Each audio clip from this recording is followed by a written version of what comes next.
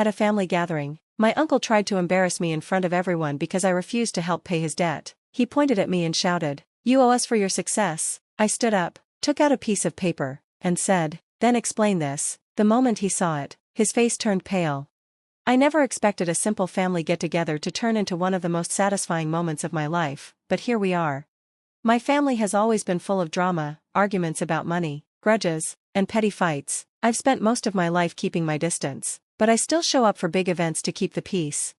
My uncle, let's call him Noah, has always been the troublemaker, but not in a misunderstood way. He never takes responsibility for his mistakes and is always chasing some get-rich-quick scheme. He never holds a job for long and always has a new excuse for why things don't work out. He also borrows money constantly, with promises to pay it back. I worked hard for everything I have. I didn't come from money, I worked multiple jobs, took out loans, and struggled for years to build my career. No shortcuts, no handouts. But according to Noah, my success was because of the family. The family reunion was at my cousin's house. I didn't really want to go, but skipping it would just create more drama. At first, everything was fine, small talk, good food, catching up with cousins I actually liked. Then, Noah stood up, cleared his throat, and walked to the center of the room. The moment I saw the smug look on his face, I knew something was coming. "Ladies and gentlemen," he began, speaking as if he were giving a big speech, "I want to talk about something important, something that affects all of us." People started paying attention. I took a sip of my drink, already bracing myself. "Family means supporting each other," he went on. "But some people here," he paused and looked straight at me, "seem to have forgotten that." I sighed. "Here we go. My dear nephew," he said dramatically, pointing at me, "has done very well for himself. Big house, fancy car, vacations, living the high life, and that's great, really, it is." His voice dripped with fake kindness. "But what about the family who helped him, the people who made sacrifices so he could have these opportunities?" I just stared at him, unimpressed. "I've fallen on hard times," he continued, shaking his head like he was the victim, "and all I've asked for is a little help, but instead, I get ignored while my own blood enjoys luxury." Some people murmured, a few glanced at me, others just looked uncomfortable. My mom, sitting across the room, was already rubbing her temples. She knew Noah was full of it. "That's not how family should be," Noah shouted. "Family helps each other. So I ask you all, is it fair that my own nephew refuses to help me while he sits on a fortune?" There it was, the big guilt trip. He expected people to turn against me, to pressure me into handing over money. But the room was silent. Everyone was waiting to see what I'd do. I let the silence drag on before slowly standing up. I wasn't mad, I was amused, because Noah had no idea that I was prepared for this.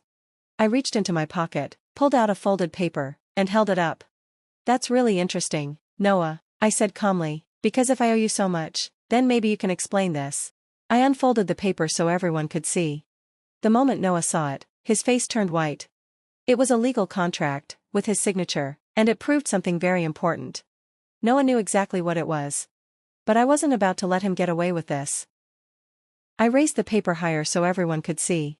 "This," I said, keeping my voice steady, "is a signed loan agreement between Noah and me."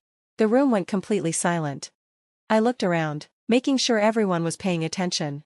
This isn't the first time Noah has asked for money. A few years ago, when he was in desperate need, his words, not mine, I lent him a very generous amount, but I wasn't stupid. I had him sign a contract, nothing complicated, just a simple agreement that he would pay me back within 2 years. I paused, letting that sink in. That was 5 years ago. People shifted in their seats, some whispered to each other. My mom sighed, shaking her head, she wasn't surprised. I turned back to Noah. He was sweating now. "You never paid me back," I said, my voice sharper, "not a single cent, and you never planned to, did you?" Noah opened his mouth, but no words came out. I wasn't finished. "You want to talk about family, Noah?" I stepped closer. "You say family supports each other, but what do you call lying, manipulating, stealing?" His face twitched. I was going to pay you back, but," he stammered. "But what?" I cut him off. "You've had 5 years, and now, instead of even trying to settle your debt, you're standing here, in front of everyone, trying to guilt-trip me into giving you more money." The tension in the room was heavy. No one was on Noah's side now. Even the relatives who usually defended him looked uncomfortable. Then, just when I thought he was out of excuses, Noah snapped. His face turned red, and he pointed a shaking finger at me. "Oh, don't act so high and mighty," he yelled. "You think you're better than us just because you have money? You think you did this all on your own? Who do you think raised you? Who fed you as a kid? Who sacrificed so you could go to school? His voice grew louder, angrier. You owe us, all of us, you wouldn't be here without this family. Ah, there it was. The real reason behind his speech. I should have seen it coming. Noah wasn't just after my money, he wanted to change the story. He wanted people to believe my success was because of him, that I owed everything to the family. I took a deep breath and slowly pulled out another piece of paper. Okay, Noah, I said calmly, since we're talking about the past, let's talk about real sacrifices. I unfolded the document and turned to the family. Mom, I called, do you remember this? She squinted at the paper, then let out a bitter chuckle. Oh, I remember it very well. I turned back to Noah. This, I said, is proof that when I was 18, I had to get a job while studying because our dear Uncle Noah drained my mom's savings account. $155,000, gone, just like that. Gasps filled the room. Noah's eyes darted around, looking for a way out. That was a mistake, he stammered. I didn't mean to. But you did it, I cut in, and did you ever pay it back? Silence. I turned to my younger cousins.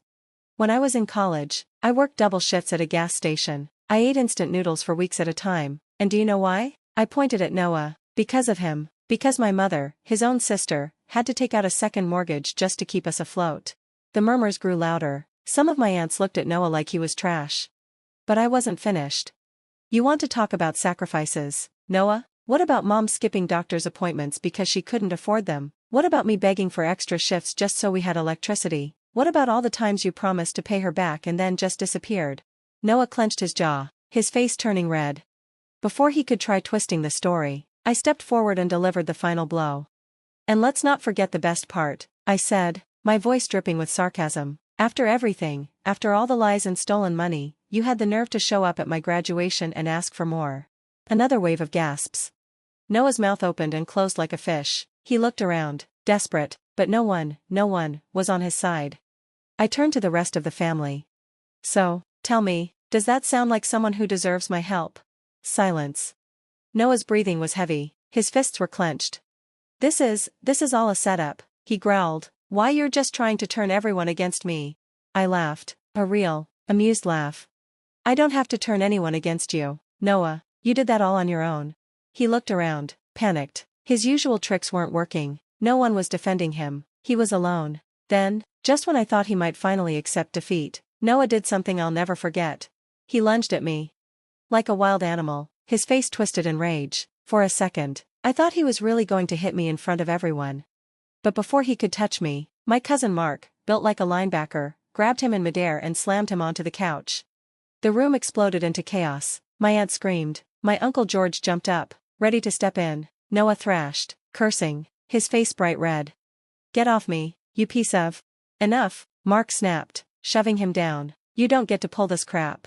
I exhaled, my hands clenched into fists. I expected drama, but not this.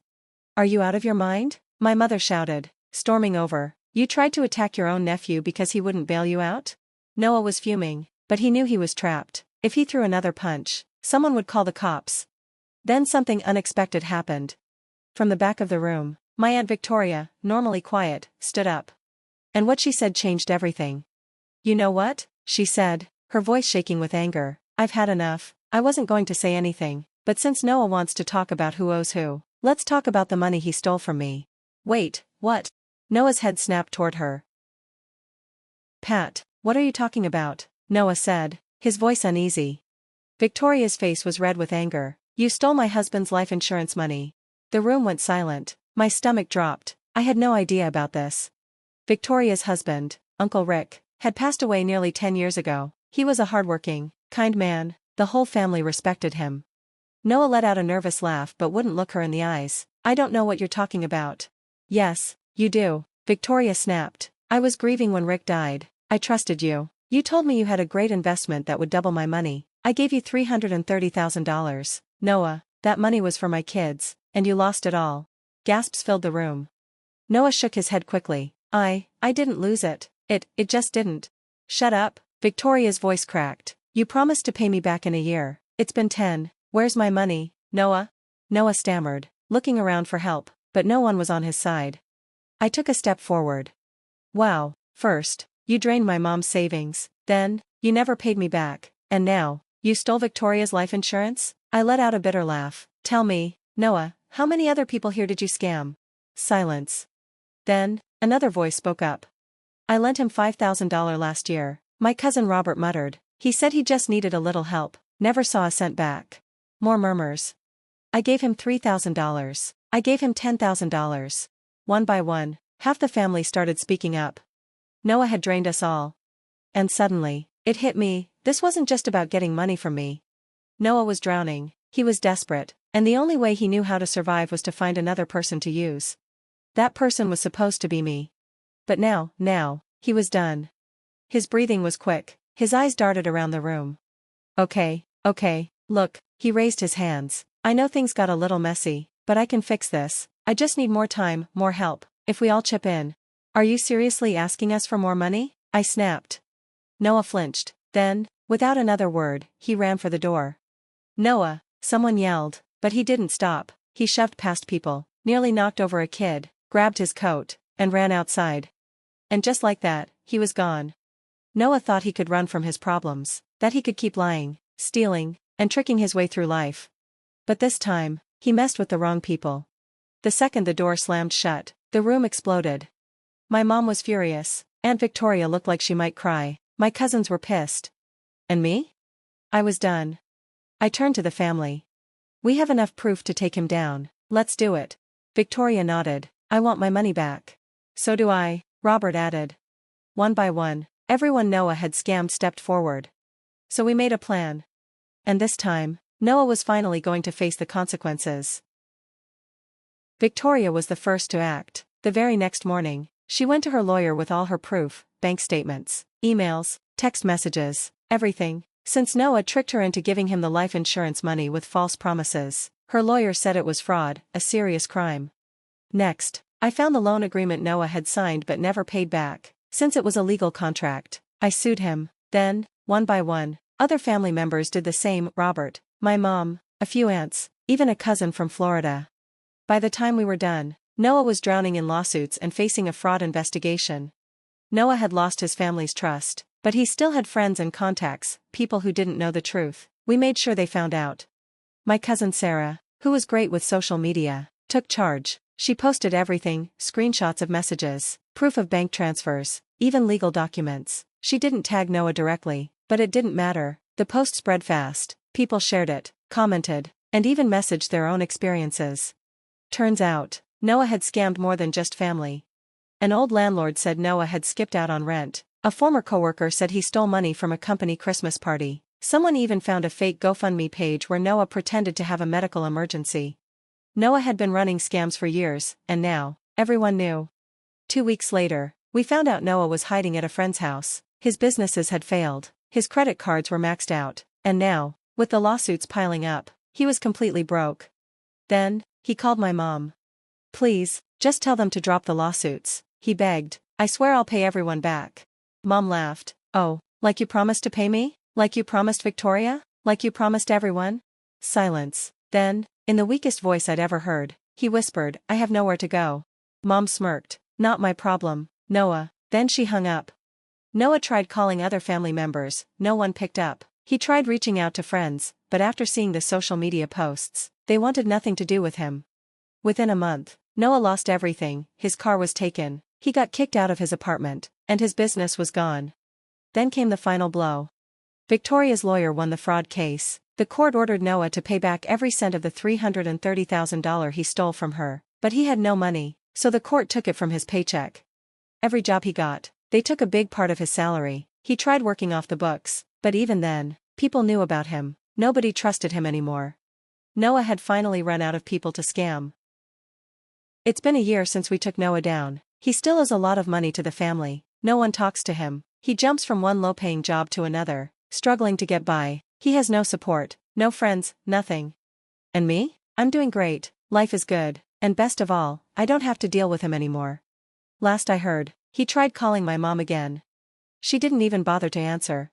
And that was the best revenge of all.